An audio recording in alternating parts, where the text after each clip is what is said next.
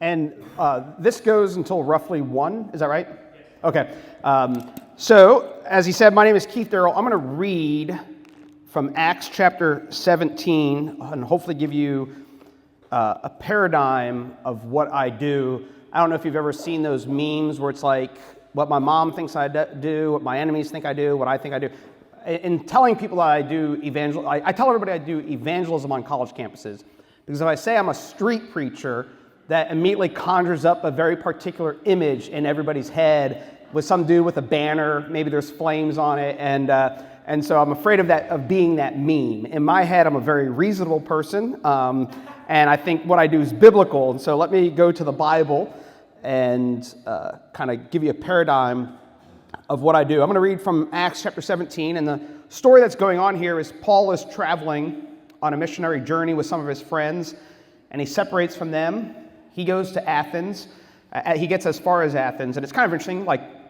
Imagine if I'm traveling over to Hilton Head. I stop somewhere, and I tell the person that was bringing me here, "Hey, go bring back my friends." And while he's waiting for his friends in Athens, the text says that Paul's spirit was provoked within him because the city was filled with idols.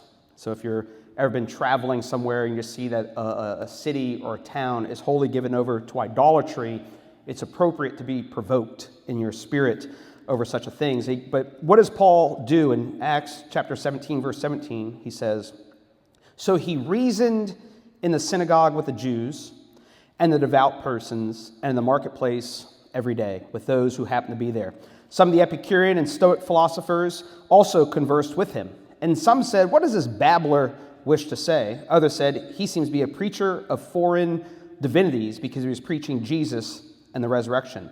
And they took him and brought him before the Areopagus, saying, 'May we know what this new teaching is that you are presenting, for you bring many strange things to our ears. We wish to know, therefore, what these things mean.' Now all the Athenians and the foreigners who lived there would do nothing but hearing and telling the latest ideas. So Paul," I won't read the whole sermon, but he says, "So Paul, standing in the midst of the Areopagus, says, 'Men of Athens, I perceive that in every way you are very religious. For as I passed along, I observed the objects of your worship. I found an altar with this inscription, "To the unknown God. What therefore you worship as unknown, this I proclaim to you." Then he kind of gives his presentation, and he goes on to say this: "The times of ignorance God has overlooked, but now he commands all people everywhere to repent, because he has fixed a day on which he will judge the world in righteousness by a man whom he has appointed. And of this he has given assurance to all by raising him from the dead." Now when they heard of the resurrection of the dead, some mocked, but others said, "We will hear him again about this." And Paul went out from their midst, but some believed. So that idea of Paul being in Athens, in my head, that's a little bit what the American university is like. Paul describes it as the Athenians and the foreigners who live there would do nothing but hearing and telling the latest ideas.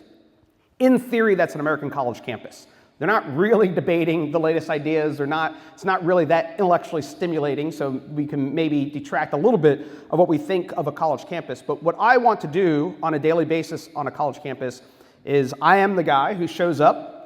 I grab my Bible near the noon hour, and I'll just say, "All right, students, say reading from God's holy word, the Bible." And I'll read something like Psalm 24. And the reason I'll read Psalm 24 because it gives me a bunch of different directions to go. So it starts off with, "The earth is the Lord's, the fullness thereof, the world, and those who dwell therein." So I'll read through the whole thing, kind of come back up to the top of that. And what I'll seek to develop out of that is the earth is the Lord's, the fullness thereof, the world, and those who dwell therein. And you are trying to poke them a little bit. I do want them to go get their lunch and come back. I do want them to skip their class. But the things that kind of provoke them are kind of low. So I just say, the earth is the Lord's, the fullness thereof, the world, and those who dwell therein. So whether you're white, and everyone's like, "Oh no, he said white." Whether you're black, whether you're male, female, straight, gay, confused, the earth is the Lord's, the fullness thereof, the world, and those who dwell therein. Each and every one of us owes our allegiance to God. You don't owe your allegiance to your race. You don't owe your allegiance to your gender, your socioeconomic standing, the Constitution, or to the United States of America. You owe your allegiance to God. And so at that point, usually someone will object. And that is what I'm looking to establish for the day. Is I show up, and if you ever remember Rush Limbaugh, he had this thing called Open Line Fridays. So that's kind of my everyday. As I show up, I want to open up the lines for anybody to debate, object, ask any question that they want against Christianity.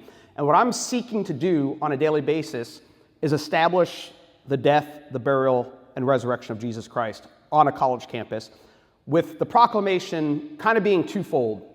Jesus, yes, obviously saves you from your sins, but he also saves you from all things, including death.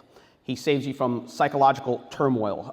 Because once you're destabilized in the world, if you interact with young people today, so many are just destabilized from the world. They're not oriented. And so if you're, and then if you're destabilized already, then crushing events happen, everything else just kind of crumbles. And so many young people, I would say, are in psychological turmoil. If you just do some basic research, I think it's 60 to 70% of college students are considered to have some sort of mental health condition. And one of the things I seek to establish on campus is these things are very real, but I think there's a reason that we've seen an exponential increase in this sort of things, and it's largely due to basically many Americans becoming destabilized on what it means to love God and love their neighbors. And we've turned so inward, and in turning inward, once the world around you doesn't give you what you want, all you can do is rage against the world. But if you're a Christian and you realize who you are in Christ and you have a world that rages against God, when something happens to you or the world doesn't give you what you want, you're far more oriented to be able to, okay, this makes sense. Jesus told me they're not going to like me. So why, and there's a way to go about that where you can be a jerk, but you can be like, okay, the world's not going to like me. And so what Paul is doing here in Athens is he sees a place is filled with idols and he begins to reason with them. And what he seeks to reason with them with, he takes things that they agree with. Here is an altar to an unknown God. And kind of a cool thing, without getting too far afield, is Luke is presenting Paul as like a Socrates figure. If you've ever read Plato's Apology, it's Socrates where he ends up taking the hemlock because he was known for corrupting the youth of Athens by basically undermining the gods. And so Paul kind of comes along, introduces new gods, so he's brought before the city council. So imagine you guys invite me down here to Hilton Head, and I show up, and you have a city council is like, wait, what sort of God is this guy talking about? And so they kind of put me on trial. And what I have to do is persuade you guys, or persuade the town hall, that my God is going to benefit the city of Athens. And what's interesting with Paul's rhetoric is what he does. He goes, I'm not introducing a new God. See this altar over here to the unknown God? That's the one I'm talking about. You guys don't know who he is yet. He's been here the old time. You guys that say he's unknown. This is the one I'm talking about. And then he begins to lay forth from their own prophets or their own poets what God is like and what God has done. And if you're standing where Paul would have been standing, you could look at and see all the idols, and he would have said, these things are merely constructed by man's hands. And God doesn't live in those. Like, as your own poets say, we're his offspring. So why would God dwell in brick and stone and rock and all that sort of stuff? But it's also really fascinating is there is a saying in Athens that once a man's blood is spilled, there is no resurrection. And so when Paul gets down to the end of his sermon and he preaches the resurrection, that's when people begin to mock and we all know there's no resurrection. And Paul says, no, there is a resurrection. God demonstrated this by raising Jesus Christ from the dead. Not only that, you guys don't sit in judgment of this God sits in judgment of you. And so Paul kind of takes the script and turns it on its head. And in your American culture, this is the very point where kind of like hell breaks loose. No one cares, interestingly enough in America, if you introduce a foreign divinity. No one cares if you bring a god from India. No one cares if you bring a god from South America. No one cares if you bring a god from Africa. They might care if you bring a European god because Jesus is associated with the Europeans and associated with the white man. And so there is going to be pushback at the point when you begin to introduce your God. So it's almost as if everybody just has a coexist bumper sticker, and you're allowed to live in that space, and if Jesus lives in your heart, nobody cares.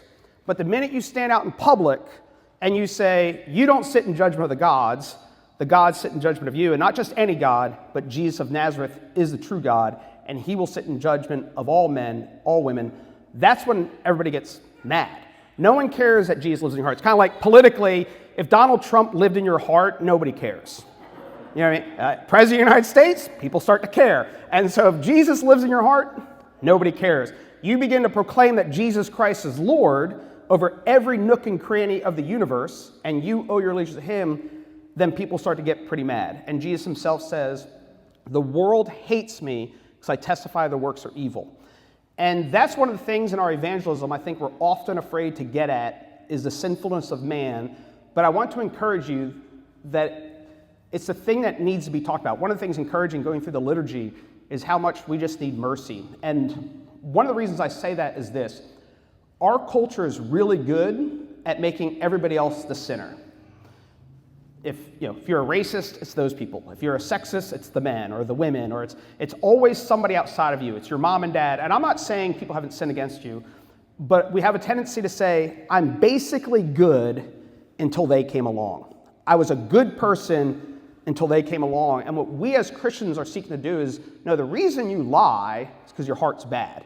And I remember being a kid around the time I was converted, and people were saying, deep down, you're a good kid. I remember just thinking, are you kidding me? I don't have the good looks. I don't have the power. I don't have the money. The things I want to do, that I'm a moral coward. I just don't want to be known as the bad guy. But all of that was deeply in there. And no offense if you bleach your hair, but I always tell the kids on campus, it's like the bleached blondes on the campuses. Eventually, the roots will show. And so because the reality is, and everybody's had the experience that, like, somebody's on campus, they're like, oh, I was dating so-and-so, and they're not who I thought they were. And, well, they were who they were the whole time.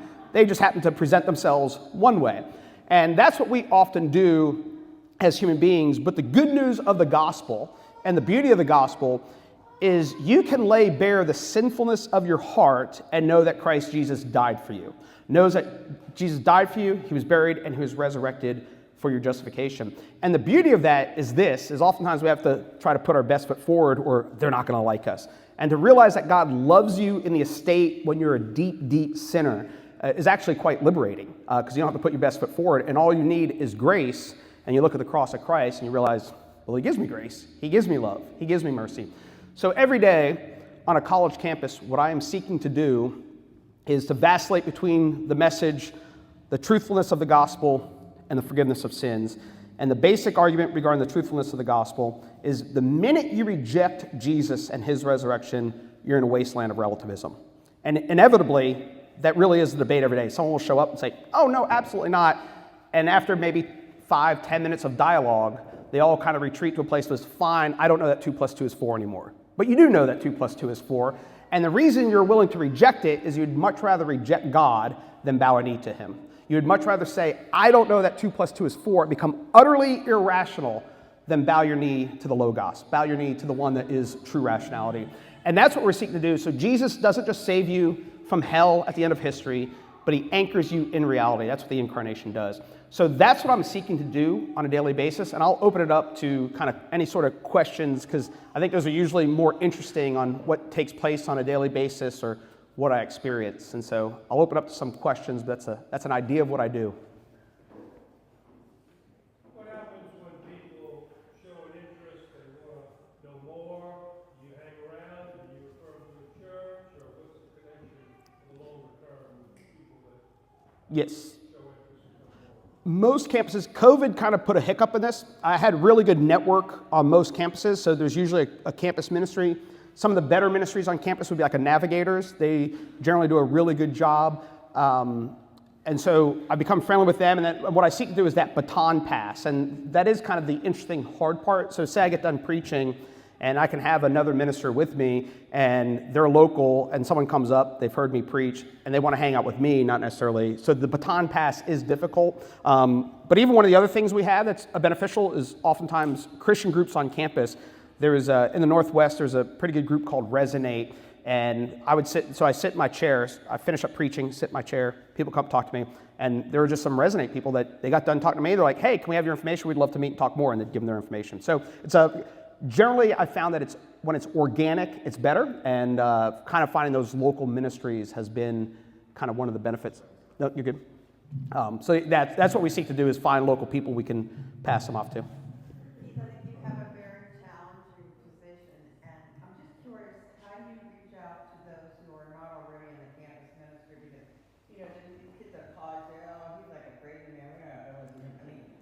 How do you reach out to these who are not at all really interested in learning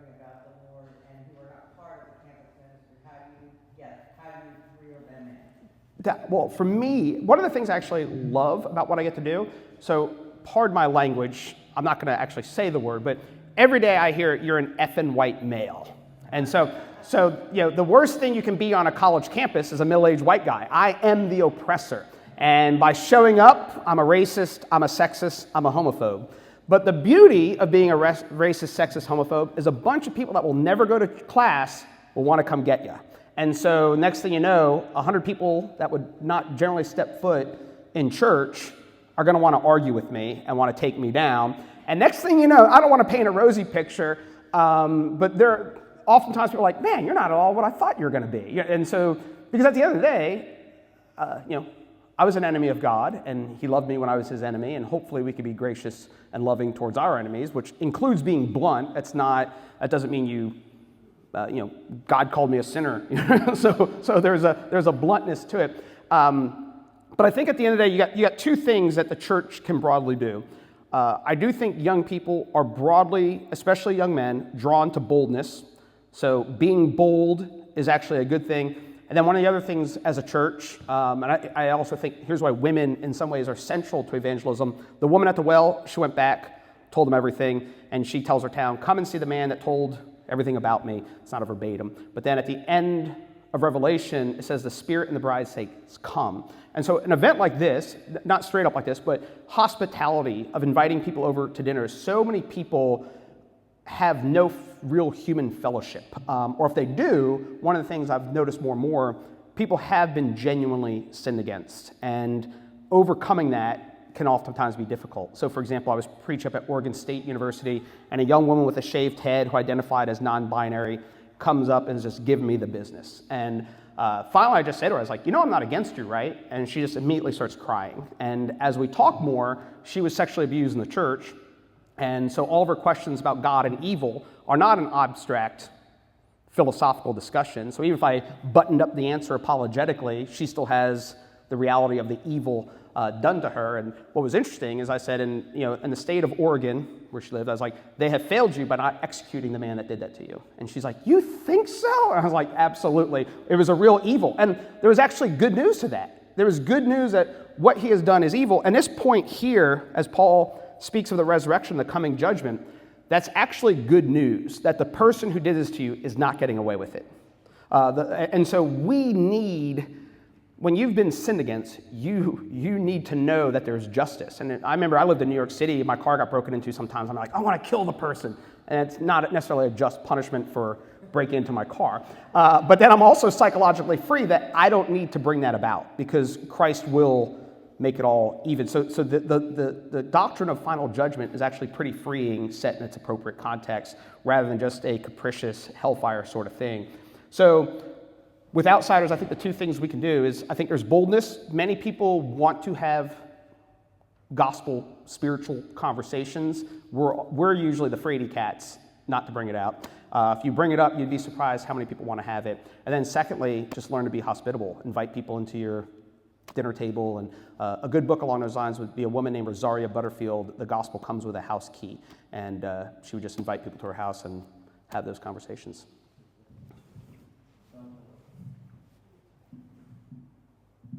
When you're on campus, at least a couple of places you talked about the organizations there. So if you go onto a campus that doesn't have that kind of organization, and someone wants to chat, how do you get them to someone who's not on that campus? Yeah, that is, like I said, I think that is the difficulty, is oftentimes like, and again, most places I know, I do know that every campus has a campus ministry at this point. So there's always Campus Crusade. So there's always some group I can point them back to.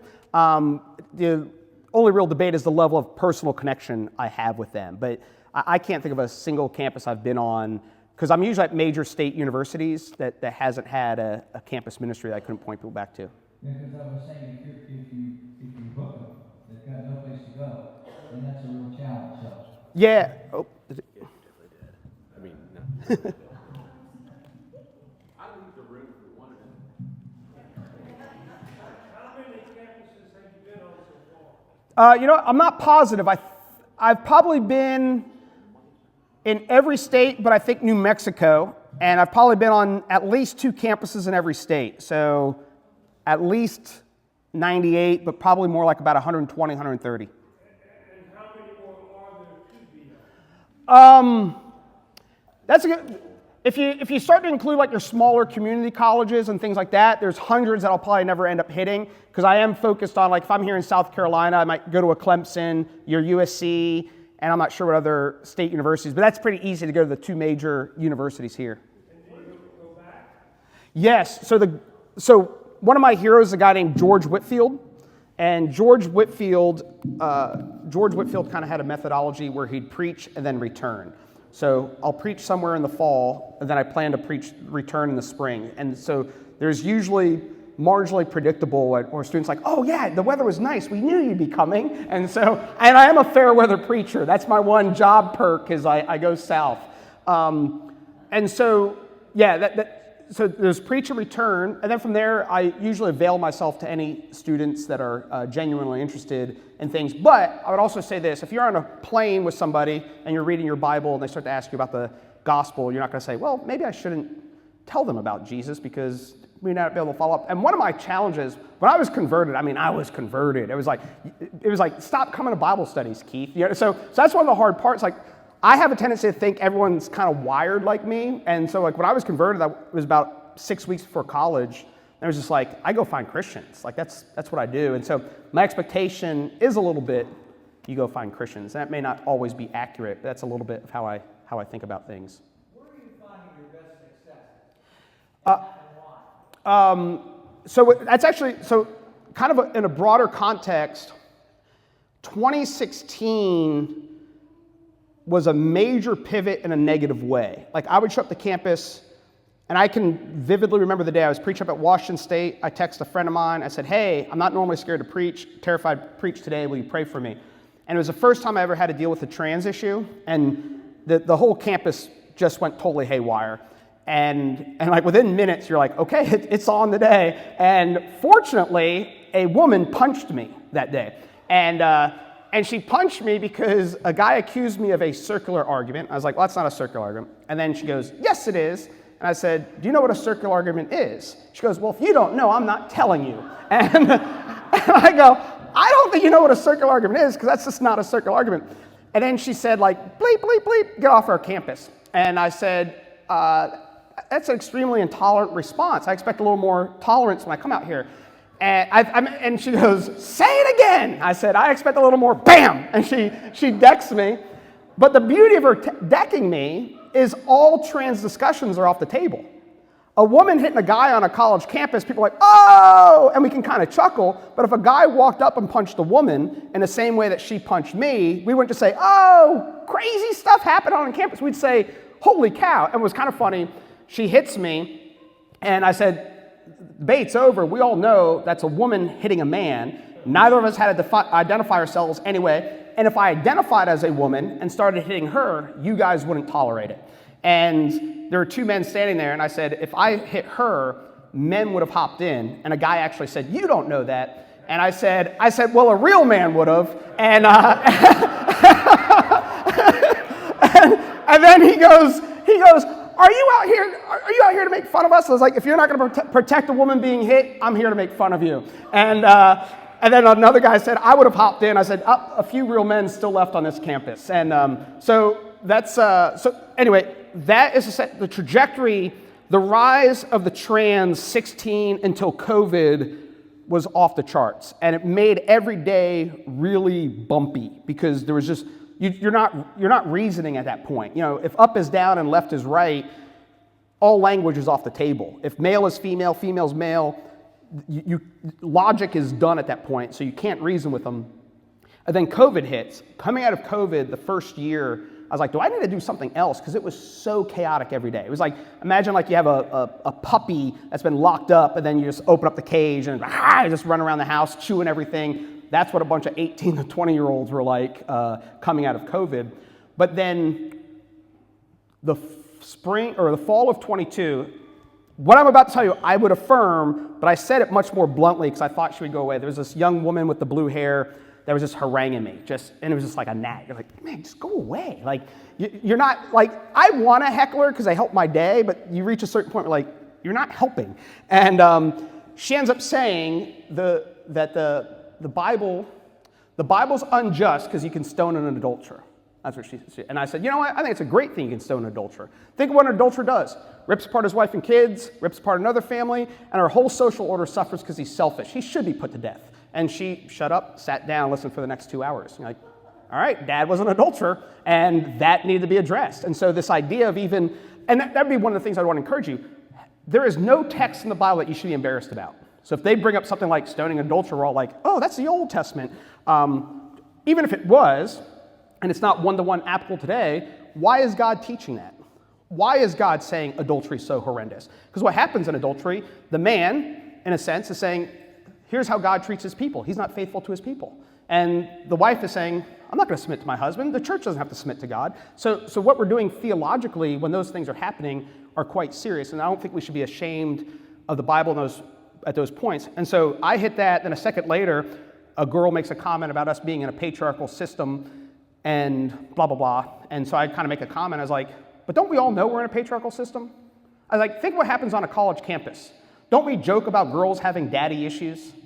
What does 70% of our men in jail do? Where do they come from? Fatherless homes. So dad's either healthy or he's unhealthy. It's never an issue of where's dad or whether he's going to rule and influence his children in some regard. The only debate we have to have is dad healthy or is he unhealthy?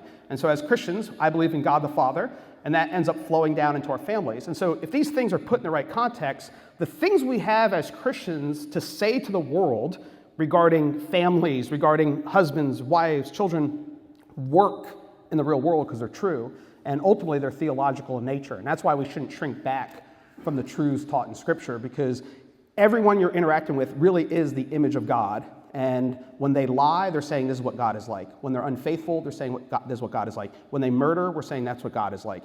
And so all of human sin is destructive because it's destructive of the theology behind it.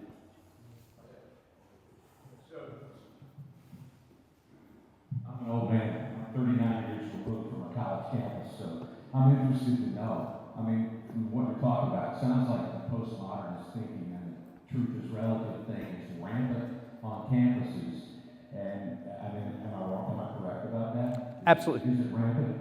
It surprises me because it wasn't like that at App State when I was there in the 80s. I mean, it's just totally changed. But I know there's probably some people that you encounter on a daily basis that actually have questions that are really good. What's the best question or the best, I guess, person who's come at you that you can think of off the top of your head? Like one that you really had to work to give the Christian apologetics answer to?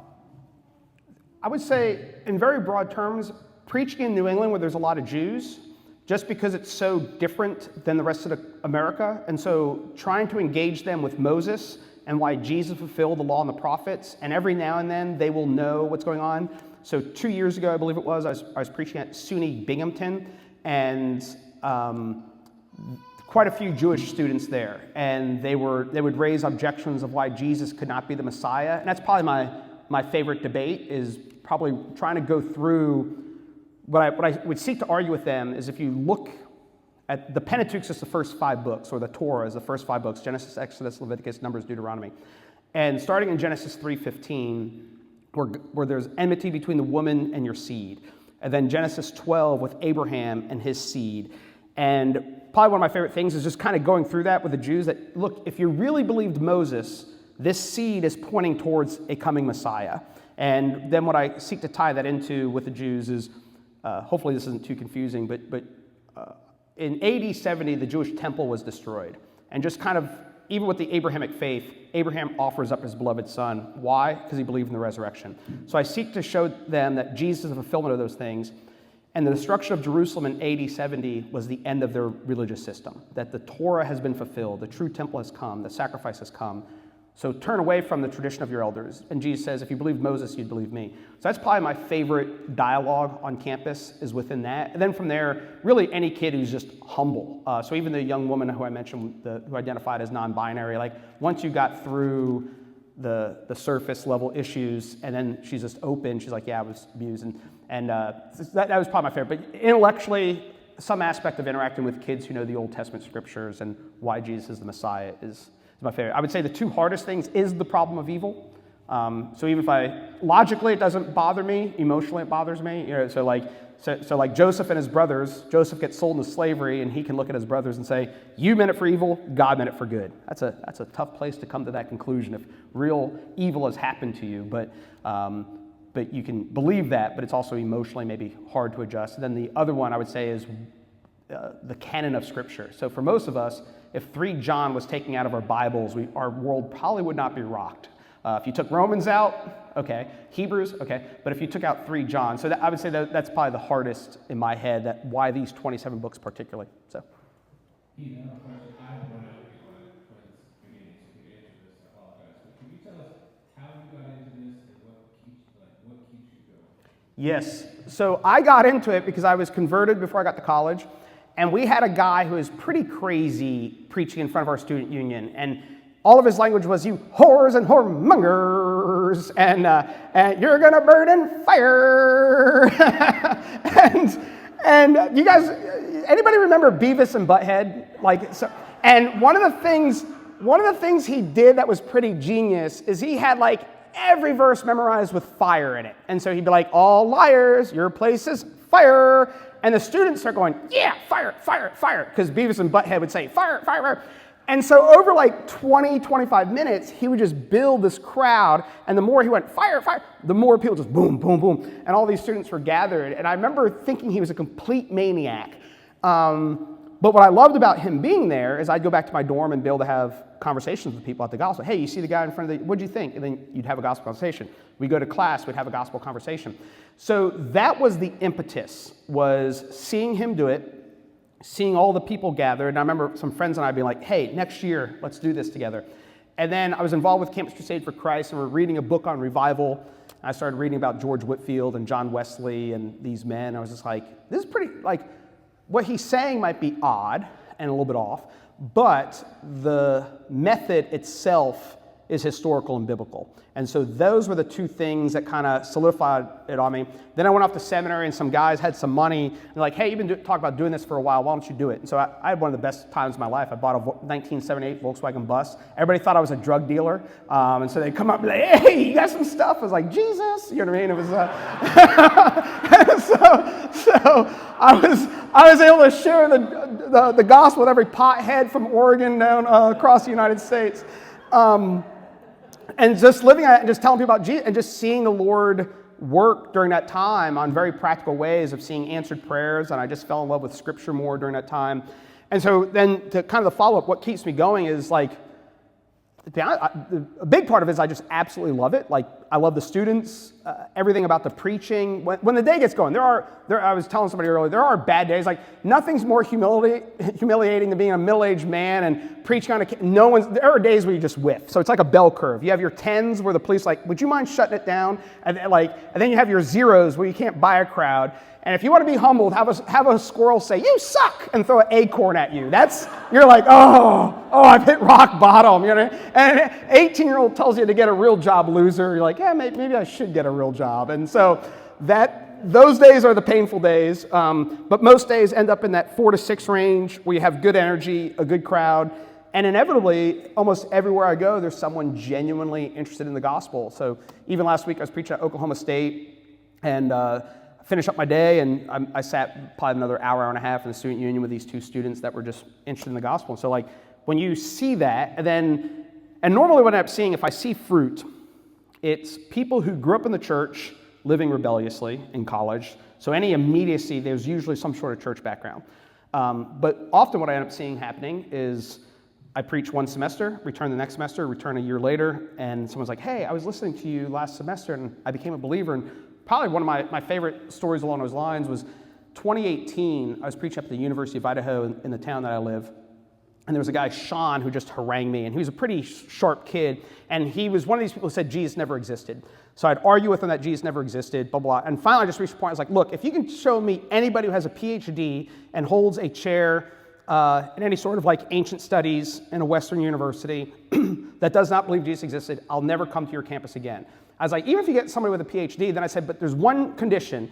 The only guy you can't bring to me is Richard Carrier. It's the only guy you can't bring to me. So I show up the next day, they're like, we got you, you can't come back. I was like, what do you guys get? And he's like, Richard Carrier. And I said, you know what hurts the most is you don't listen to me. I was like, I don't mind that you don't want me on your campus, but you can at least listen to me.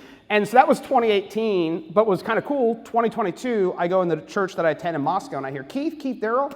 And I was like, yeah. And he's like, hey, I'm Sean. I used to argue with you out on campus. Like, oh, yeah, I remember. He's like, yeah, 6 months ago I became a believer. And he's like, those debates got the ball rolling when you told me just go read Bart Ehrman's book. And if you're in North South Carolina, you probably know who Bart is, but he's usually an exit for a lot of young people who go to UNC Chapel Hill. He kind of deconstructs the Bible.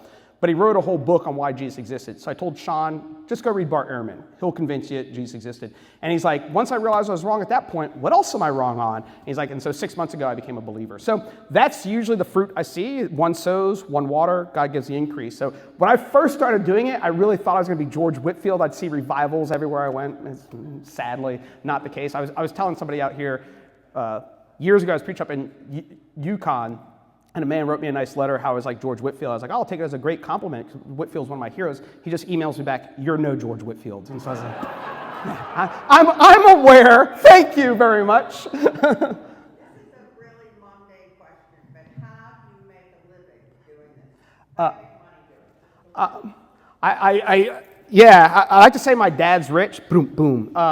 So basically, churches and individuals underwrite the ministry and support it. And so if you have any interest, I can talk to you about that. I don't want anybody thinking I want them for money, so I hate talking about that part. But so I worked at American Express from 2005 to 2010, left that job in 2010. For the last 15 years, have trusted the Lord provide my needs, and he's been completely faithful in meeting the needs. It was kind of funny. I will admit, when I set off doing it, I was like, oh man, this is going to be like Benny Hinn. I'm going to have to tell people to stop giving money. And so that's not really what happens in ministry. You get a few charlatans where that happens, but for the most part. So yeah, churches and individuals support it, yeah.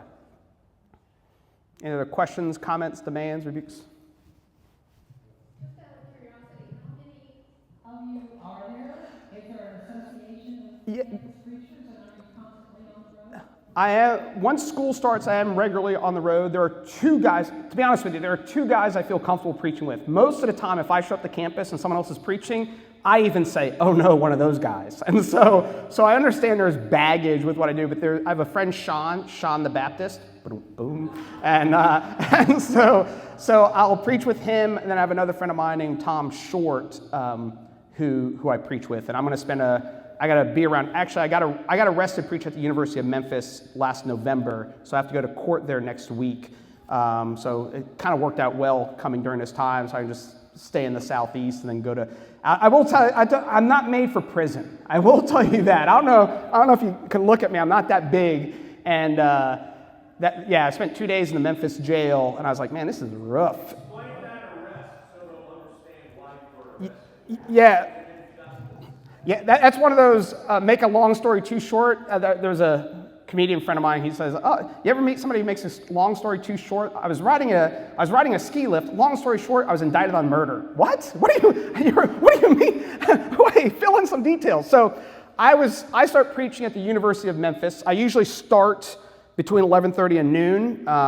That's when classes let out. I'll start speaking. I'll just say, like I said earlier, all right, students, a reading from God's holy word. And good crowd gathered. I thought they were pretty respectful students. The police show up, and as soon as he shows up, he says, we can charge you with inciting a riot. So literally they're behaving like you guys. And I looked over at them, I was like, are they really rioting? And then he's like, disorderly conduct. And so I said, well, what's the disorderly conduct? He said, your voice is loud and you're flailing your arms. So I talk with my hands, and you're flailing your arms. I was like, well, if I sit out here tomorrow and someone's voice is loud and they flail their arms, can I call you and you'll charge them with disorderly conduct? And he goes, it depends. I was like, depends on whether or not you want to charge them with disorderly conduct. So I got arrested in 2011 preaching in Ohio at Youngstown State. Longer story, but I think that cop, genuinely demonic. Like, he hated me and raged, was throwing chairs while I'm sitting in a cell, and it was just like, he's like, he wants me to do something. I'm like, no, I don't. I just want to go home. And so the guy, then also criminal trespassing, but with a disorderly conduct charge, no offense to officers, but it's kind of an easy dumping bucket to charge somebody with. And so 6 months later, after my first arrest, I was talking to an officer. He asked if I ever got arrested. I was like, yeah. He's like, what did they charge you with? I was like, disorderly conduct. And he laughs. He goes, the old catch-all, huh? And I was like, yeah, the old catch-all. So I believe what they end up charging, I've never seen a ticket or anything like that. I believe what they've charged me with is disorderly conduct and criminal trespassing. A civil liberties group called the Thomas More Society has taken my case. I'm assuming there's hopefully some civil rights violation sort of thing. But one thing that was a little bit funny, like, and I know not to say this to a cop, and I was not trying, well, the first time, I was genuinely not trying to be disrespectful. I just said, you're Johnny Law. If I'm breaking the law, tell me, I'll stop. And he got so mad that I called him Johnny Law. And I was not trying to be disrespectful. And so there's 3 cops there.